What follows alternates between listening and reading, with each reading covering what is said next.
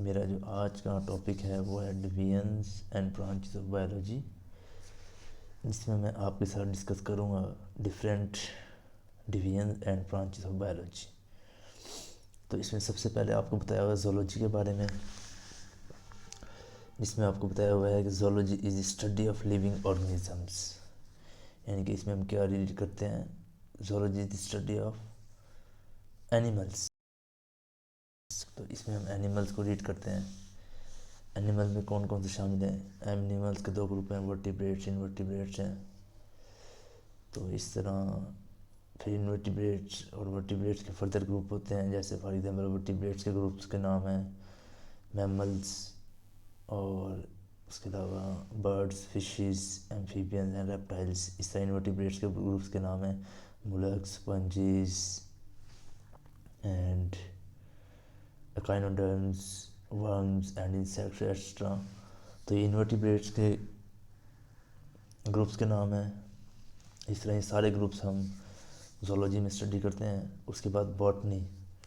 Botany का word botanical से निकला है, जिसका मतलब है प्लांट्स। इसमें हम डिफरेंट प्लांट्स को रीड करते हैं।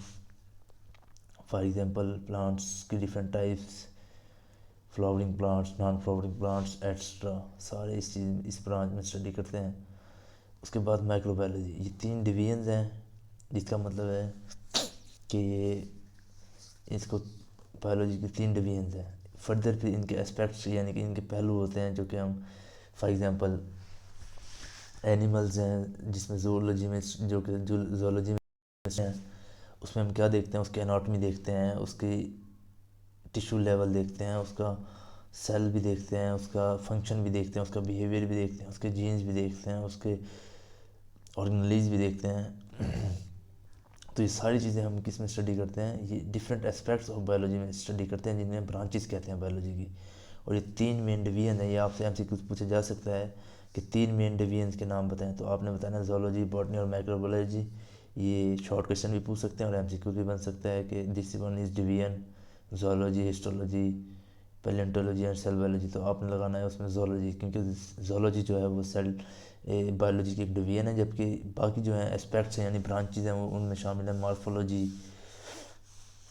मॉर्फोलॉजी क्या होता है? मॉर्फोलॉजी होता है forms and structure of living organism.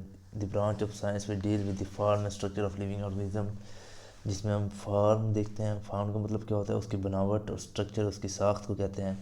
तो उसमें हम फॉर्म एंड स्ट्रक्चर को देखते हैं। और इस तरह और माइक्रोबायोलॉजी आपको बताया, microbiology biochemistry deal with the study of molecules of a life, e g. Water, proteins, carbohydrate, lipids and nucleic acid. तो जो मॉलिक्यूलर बायोलॉजी है उसमें क्या स्टडी करते हैं हम कार्बोहाइड्रेट्स, प्रोटीन्स और लिपिड्स वगैरह को स्टडी करते हैं। इसी तरह फिर नीचे आपको बताया हुआ है एनाटॉमी के बारे में बताया हुआ है। इसी तरह फिर उसके नीचे हिस्टोलॉजी। तो एनाटॉमी क्या होती है? इंटरनल स्ट्रक्चर जिसमें रीड करते हैं हम उसे क्या कहते हैं? एनाटॉमी कहते हैं। फॉर एग्जांपल एनाटॉमी की एक मेन एग्जांपल जो है वो है इंटरनल स्ट्रक्चर, जैसे हमारे जो इंटरनल ऑर्गन है, stomach, small intestine, large intestine, kidneys, heart, lungs और बहुत सारे ब्लड वेसल्स, इन सब को जो रीड करते हैं वो हम एनाटॉमी में करते हैं। उसके बाद हिस्टोलॉजी में क्या स्टडी करते हैं? हिस्टोलॉजी में टिश्यूज़ को स्टडी करते हैं। फॉर एग्जांपल टिश्यू कौन कौन से शामिल हैं इसमें? हेपेटिक टिश्यू हो गया, लंग टिश्यू हो गया, रेनल टिश्यू हो गया, और पहले मस्कुलर टिश्यू हो गए, मसल टिश्यू हो गए, कार्डियक टिश्यू हो गए। तो ये डिफरेंट टिश्यूज़ के नाम हैं जो कि हम हिस्टोलॉजी में स्टडी करते हैं। सेल बायोलॉजी में क्या स्टडी करते हैं? सेल बायोलॉजी में सेल को स्टडी करते हैं। फॉर एग्जांपल इसका फंक्शन क्या है? हर सेल का डिफरेंट फंक्शन होता है। फॉर एग्जांपल हेपेटिक सेल्स हैं, वो लीवर में काम कर रहे हैं, उनका काम डिटॉक्सिफिकेशन होगा। और इसी तरह जो स्टमक सेल्स है, जो स्टमक में काम कर रहे हैं, वो डाइजेशन में इन्वॉल्व हैं। और इसी तरह जिस तरह पैंक्रियाटिक सेल्स हैं, वो फैट्स के एमल्सिफिकेशन में इन्वॉल्व होते हैं। तो इसी तरह हम ये फिजियोलॉजी में देखते हैं फंक्शंस। फिजियोलॉजी में फंक्शन देखते हैं। सेल में ऑर्गेनेलीज, सेल ऑर्गेनेलीज को देखते हैं। सेल ऑर्गेनेलीज क्या होती है? टाइनी स्ट्रक्चर होती है इनसाइड दी सेल्स, जो कि क्या करते हैं हम माइक्रोस्कोप से नज़र आती हैं ये। तो सेल और सेल के अंदर जो छोटी ऑर्गेनेलीज होती हैं उनको देखने के लिए माइक्रोस्कोप का यूज़ करते हैं। और इसके ये किस में स्टडी करते हैं? हम सेल बायोलॉजी में स्टडी करते हैं। इस तरह फिजियोलॉजी है, फिजियोलॉजी में क्या देखते हैं, फिजियोलॉजी में हम function of different parts of living organism को देखते हैं। जेनेटिक्स में जीन्स को स्टडी किया जाता है, इनहेरिटेंस और जीन्स को स्टडी किया जाता है। और जीन्स का इनहेरिटेंस से क्या ताल्लुक है, inheritance means transfer of character from parents to offspring. तो इस तरह इनहेरिटेंस का मतलब होता है कि transmission of character from parents to offspring. इसी तरह एम्ब्रियोलॉजी बताया हुआ है आपको। एम्ब्रियोलॉजी में क्या स्टडी करते हैं, एम्ब्रियोलॉजी में स्टडी करते हैं एम्ब्रियोज ऑफ ऑर्गेनिजम्स को स्टडी करते हैं। फॉर एग्जांपल एम्ब्रियो क्या होता है, एम्ब्रियो वो फर्स्ट लिविंग सेल है जिसमें से किसी जानदार की ज़िंदगी का आगाज़ होता है। The first living cell of organism from which start is primary life.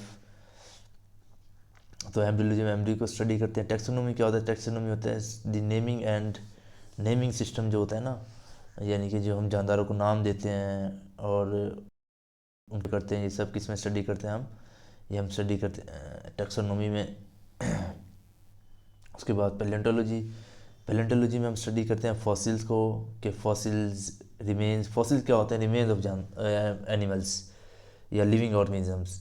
जो भी जानदार हैं, किसी जानदार की रिमेन्स है, बाकियात हैं जो है, बाकियात को कहते हैं। वो क्या होता है उनके साथ, वो किस तरह है, किस तरह कितने अरसे पहले पाई जाती थी, उनकी एज क्या है और किस तरह के जानदार होते थे पहले, ये सब हम पैलेंटोलॉजी में स्टडी करते हैं। उनकी एज मालूम करना, ये कितना पुराना जानदार है, ये कैसे पाया जाता था, क्या खाता था, ये सारी चीज़ें हमें पता चल जाती है पैलेंटोलॉजी में। फॉसिल्स को पढ़ते हैं और आपको पता है कि फॉसिल्स क्या होते हैं, जो कि जानदारों की बाकियात होती हैं जो कि ज़मीन में धंस जाती हैं और गैसेस फॉर्म में निकलती हैं। फिर ये अगेन यानी कि ज़मीन का पार्ट बन जाती है, डिकम्पोजर जिसको तोड़कर ज़मीन का पार्ट बना देते हैं तोड़ फोड़ कर, और उससे क्या होता है फिर वो ज़मीन का हिस्सा बन जाती है और वो गैसेस फॉर्म में ज़मीन से निकलती है, जिसे हम नेचुरल गैस भी कहते हैं। इससे इन्वायरमेंटल बायोलॉजी, हम इन्वायरमेंटल बायोलॉजी में क्या स्टडी करते हैं, इन्वायरमेंटल बायोलॉजी में हम इन्वायरमेंट को स्टडी करते हैं। इन्वायरमेंट क्या होता है, इन्वायरमेंट के दो कंपोनेंट्स होते हैं, एक बायोटिक और एक एबायोटिक। बायोटिक क्या होता है, जिसमें हम लिविंग कंपोनेंट को स्टडी करते हैं, और एबायोटिक जिसमें जो कि बेजानदार कंपोनेंट होते हैं उन्हें कहते हैं नॉन लिविंग कंपोनेंट्स। इस तरह सोशल बायोलॉजी है, सोशल बायोलॉजी में क्या स्टडी करते हैं, सोशल बायोलॉजी हम बिहेवियर ऑफ ऑर्गेनिज्म को स्टडी करते हैं कि उनका बिहेवियर क्या है, वो कैसे रहते हैं, उनकी क्या आदत हैं, हैबिट्स क्या है, उनका बिहेवियर क्या है, वो कैसा दूसरे जानदार के साथ रहता है, किसके साथ मिलकर रहता है, किससे उस कौन सा उसका प्रे है, कौन सा उसका प्रेडेटर है। तो ये सारी चीज़ें हम सोशल बायोलॉजी में स्टडी करते हैं। इस तरह पैरासाइटोलॉजी में क्या स्टडी करते हैं, पैरासाइटोलॉजी में हम स्टडी करते हैं पैरासाइट्स को। पैरासाइट्स क्या होते हैं, पैरासाइट वो जानदार है जो कि किसी ह्यूमंस में भी डिजीज़ काज करता है, और उसके अलावा किसी भी जानदार में जो डिजीज़ काजिंग एजेंट होते हैं उन्हें पैरासाइट कहते हैं। फॉर एग्जांपल मॉस्कीटो एक पैरासाइट की मिसाल है। और बायोटेक्नोलॉजी क्या होता है, बायोटेक्नोलॉजी में हम स्टडी करते हैं use of micro organisms for the welfare of Mankind and etc. तो इसमें माइक्रो ऑर्गेनिज्म का यूज़ करते हैं, और इसमें माइक्रो ऑर्गेनिजम्स क्या लें, ऑर्गेनिजम्स का to make substance of the welfare of, उसमें क्या सब्सटेंसेस शामिल है, उसमें अमीनो एसिड शामिल है, एंजाइम शामिल है। ये जो हमारा सर्फ एक्सेल आता है, सर्फ एरियल आता है, ये सारे एंजाइम किस तरह हासिल होते हैं, ये हमें ये बायोटेक्नोलॉजी से हासिल होते हैं। एंजाइम्स ये माइक्रो ऑर्गेनिजम्स को यूज़ करते हैं और उनसे हमें फिर एंजाइम मिलते हैं, डिफरेंट अमीनो एसिड मिलते हैं, मेडिसिन मिलती हैं। तो ये सारी चीज़ें हमें बायोटेक्नोलॉजी की प्रोडक्ट्स हैं, मेडिसिन, वैक्सीन, इंसुलिन, एटीसी। उसके बाद इम्यूनोलॉजी का स्टडी करते हैं। इम्यूनोलॉजी में इम्यूनिटी को स्टडी करते हैं। इम्यूनिटी फॉर एग्जांपल इम्यूनिटी क्या होती है, इम्यूनिटी होती है क़ुव्वत मुदाफ़ियत, जानदारों की जरासीमों से लड़ने की ताकत को इम्यूनिटी कहते हैं। फॉर एग्जांपल जर्म्स जो होते हैं, हमारी बॉडी में 3 तरह की बैरियर्स हैं। एक हैं म्यूकस में म्यूकेटिक बैरियर, म्यूकस जैसे फॉर एग्जांपल अगर कोई जानदार इंटर होने की कोशिश करता है तो पहली तो बात है वो हमारी नाक के अंदर, नोज़ के अंदर म्यूकस होता है, उसमें ट्रैप हो जाता है, या हेयर्स में ट्रैप हो जाता है।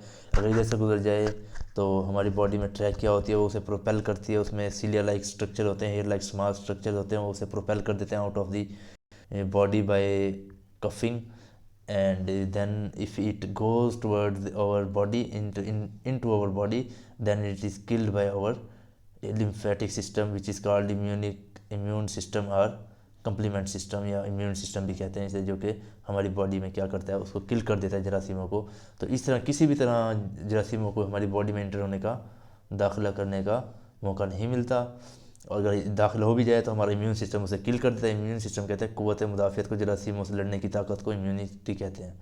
एंटोमोलॉजी में क्या स्टडी करते हैं? एंटोमोलॉजी में हम स्टडी करते हैं हशरात को, इंसेक्ट्स को। एंटोम का मतलब होता है इंसेक्ट्स, ये ग्रीक वर्ड है। इस तरह फार्माकोलॉजी में मेडिसिन को रीड करेंगे, ड्रग्स को रीड करेंगे कि इनका इंसानों के साथ क्या ताल्लुक है और इंसानों के लिए बेनिफिशियल है या हार्मफुल है, और इस तरह इनको किस तरह यूज़ किया जाए, किस ड्रग को किस बीमारी के लिए यूज़ किया जाए। हर ड्रग, हर बीमारी के लिए स्पेसिफिक ड्रग होती है। फॉर एग्जाम्पल फेवर के लिए जिस तरह हम यूज़ करते हैं पेनाडॉल, और बहुत सारी ड्रग्स होती हैं। इसी तरह ब्लड प्रेशर के लिए डिफरेंट ड्रग्स होगी, अस्थमा के लिए डिफरेंट ड्रग्स होगी। तो ये सारी जो स्टडी करते हैं हम फार्माकोलॉजी में, इनकी स्टडी करते हैं फार्माकोलॉजी में। Thank you so much. Allah हाफिज़।